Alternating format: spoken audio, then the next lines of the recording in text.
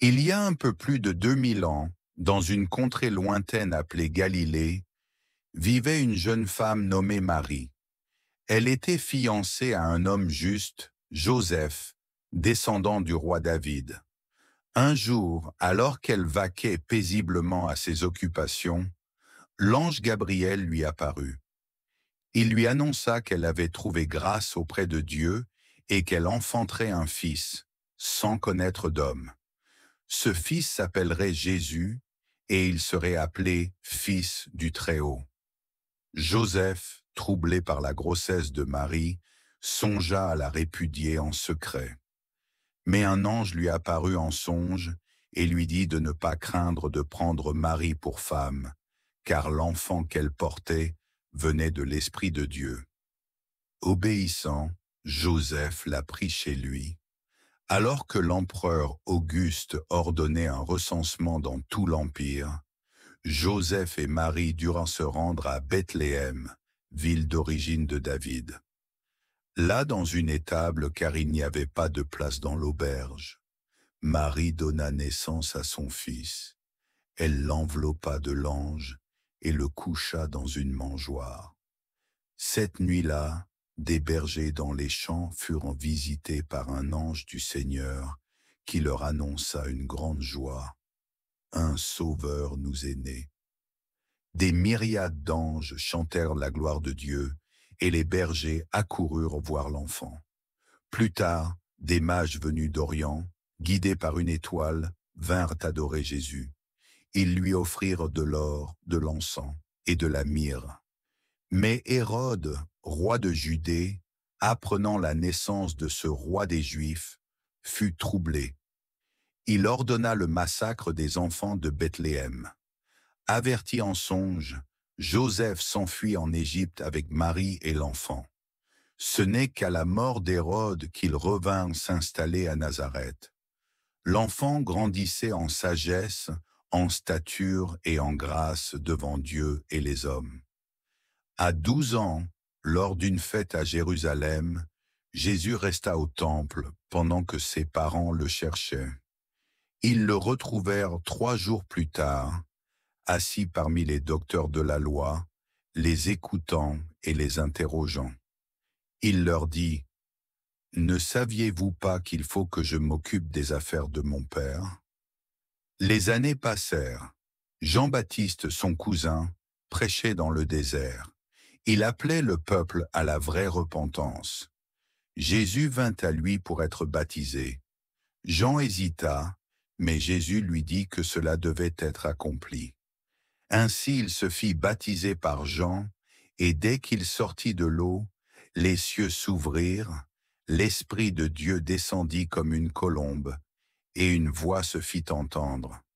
Celui-ci est mon Fils bien-aimé, en qui j'ai mis toute mon affection. Jésus, rempli du Saint-Esprit, fut conduit dans le désert pour y être tenté par le diable pendant 40 jours. Il ne succomba à aucune des tentations. Puis il commença son ministère public à environ 30 ans. Il prêcha dans les synagogues, appela à la repentance et annonça la venue du royaume de Dieu. Il choisit 12 disciples pour marcher avec lui. Pierre, Jacques, Jean, Matthieu, Thomas, Philippe, André, Barthélemy, Simon le Zélote, Jude, Jacques fils d'Alphée et Judas Iscario. Il enseignait à travers des paraboles, guérissait les malades, rendait la vue aux aveugles, purifiait les lépreux, ressuscitait les morts et apaisait les tempêtes. Jésus enseignait avec autorité. Il disait « Aimez vos ennemis, pardonnez pour être pardonnés, cherchez d'abord le royaume de Dieu. » Il dénonçait l'hypocrisie des religieux, mais accueillait les pécheurs, les femmes rejetées, les publicains. Un jour, une femme adultère fut traînée devant lui. Alors il dit « Que celui qui est sans péché jette la première pierre. » Tous partirent, et il lui dit « Je ne te condamne pas non plus. Va et ne pêche plus. » Sa renommée se répandait, mais aussi grandissait l'opposition. Les pharisiens et les chefs du peuple craignaient sa popularité. Il annonça qu'il devait souffrir, être rejeté, mourir et ressusciter. À ses disciples, il disait, « Le Fils de l'homme est venu non pour être servi, mais pour servir et donner sa vie comme la rançon de plusieurs. » La dernière semaine de sa vie, Jésus entra à Jérusalem monté sur un ânon, acclamé par la foule. Dans le temple, il chassa les vendeurs, disant, « Ma maison sera appelée une maison de prière, mais vous en avez fait une caverne de voleurs. » Aussi, lors de son dernier repas avec ses disciples, il prit du pain, le rompit et dit, « Prenez, mangez, ceci est mon corps donné pour vous. » Puis la coupe, « Prenez, buvez, ceci est mon sang, répandu pour la rémission des péchés. » Il alla ensuite avec quelques disciples au jardin de Gethsémanée pour prier. Dans une profonde angoisse, il dit, « Père, s'il est possible que cette coupe s'éloigne de moi. Toutefois, non pas ma volonté, mais la tienne. » Ses disciples dormaient, et il les interpella sur l'importance de veiller et prier, car l'esprit est bien disposé, mais la chair est faible. Judas, l'un des 12, vint avec une foule armée et le livra par un baiser. Jésus fut arrêté. Il fut conduit devant le Sanhédrin, puis devant Pilate, le gouverneur romain. Accusé injustement, il resta silencieux. Pilate, ne trouvant aucune faute en lui, voulut le relâcher. Mais la foule influencée par les religieux de l'époque cria « Crucifie-le !» Alors il fut flagellé, couronné d'épines, moqué, puis conduit au lieu du crâne, Golgotha. Cloué sur une croix entre deux brigands, Jésus souffrit. Il pria pour ses bourreaux, « Père, pardonne-leur, car ils ne savent ce qu'ils font. » L'un des brigands se tourna vers lui. « Souviens-toi de moi. » Jésus lui répondit, « Aujourd'hui, tu seras avec moi dans le paradis. » Vers la 6e heure, les ténèbres couvriront la terre. Jésus cria, « Mon Dieu, pourquoi m'as-tu abandonné ?» Puis il dit, « Tout est accompli » et rendit l'esprit. Le voile du temple se déchira, la terre trembla.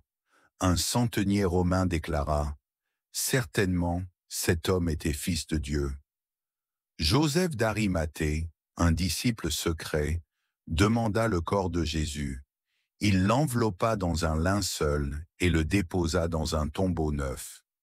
Le 3e jour, des femmes vinrent au tombeau. Elles trouvèrent la pierre roulée. Un ange leur dit, « Il n'est pas ici, il est ressuscité. » Jésus apparut à Marie de Magdala, puis à ses disciples. Il mangea avec eux, leur montra ses mains percées, leur donna la paix et le Saint-Esprit. Pendant 40 jours, il se montra à plusieurs, enseigna encore, et leur donna pour mission, « Allez, faites de toutes les nations des disciples. » Puis les conduisant au mont des Oliviers, il leva les mains, les bénit, et fut enlevé au ciel sous leurs yeux.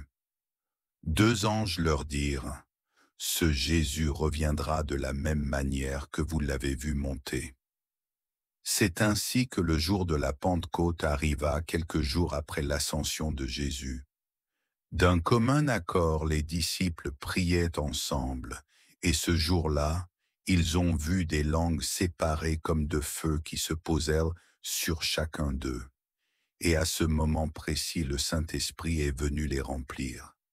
Ils se sont mis à parler dans diverses langues, comprises par des visiteurs juifs venus de tous les coins du monde. Certains étaient étonnés, d'autres pensaient qu'ils étaient ivres. Et le Seigneur ajouta ce jour-là 3000 personnes sauvées à l'Église de Christ. Ainsi se termina la vie terrestre de Jésus, le Fils de Dieu, qui est venu pour sauver, guérir et offrir la vie éternelle à ceux qui croient en lui. Il est à présent assis à la droite de Dieu et a frayé le chemin, afin que nous puissions être aussi appelés enfants de Dieu. Car en lui et à cause de son sacrifice à la croix, nous avons la pleine assurance d'avoir un accès direct au Père, et notre Père nous voit tel qu'il voit Jésus.